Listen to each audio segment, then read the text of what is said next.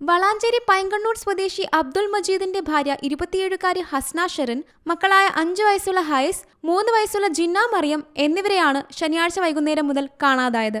സ്വന്തം വീട്ടിലേക്കാണെന്ന് പറഞ്ഞാണ് ഹസ്ന ശനിയാഴ്ച വീട്ടിൽ നിന്നിറങ്ങിയത്. പിന്നീട് ഹസ്നയെക്കുറിച്ച് വിവരമൊന്നും ലഭിച്ചില്ല. ബന്ധുവീട്ടിലേക്ക് വിളിച്ച് അന്വേഷിച്ചപ്പോൾ അവിടെയും എത്തിയില്ലെന്ന വിവരം ലഭിച്ചതോടെയാണ് ഭർത്താവ് അബ്ദുൾ മജീദ് കുറ്റിപ്പുറം പോലീസിൽ വിവരമറിയിച്ചത്. ഇന്നലെ വൈകുന്നേരം ഒരു 6 മണിക്കൂടുന്ന് പുറപ്പെട്ട അയാൾ മരവട്ടത്തെത്തി 7:30 അവിടുന്ന് തിരിച്ചപ്പോൾ തന്നെ പുറപ്പെട്ടാണ്.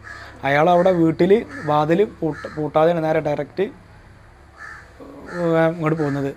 അപ്പോൾ വീട്ടിലേക്ക് ഞങ്ങൾ വിളിച്ച് അന്വേഷിച്ച് നോക്കുമ്പോഴാണ് അവരറിയുന്നത് ഇങ്ങോട്ട് എത്തിയിട്ടില്ല എന്നുള്ളത്. ഭാര്യ വീട്ടുകാർ അറിയുന്നത്.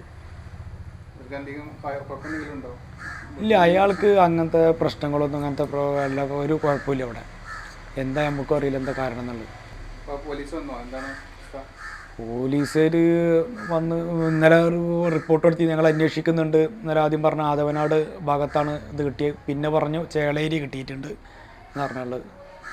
നമ്മൾ അവരെ വിശ്വസിച്ചിട്ടാണ് ഇപ്പോൾ നമ്മളിത് എങ്ങനെ പോകുന്നത്. അവർ അന്വേഷണം ഊർജിതാക്കിയാലേ നമുക്ക് ഇതിനൊരു പരിഹാരമല്ലോ. എൻ്റെ 2 മക്കളാണ് എനിക്ക് വലിയ പ്രശ്നം. അത് വലിയ പ്രശ്നം തന്നെയാണ്.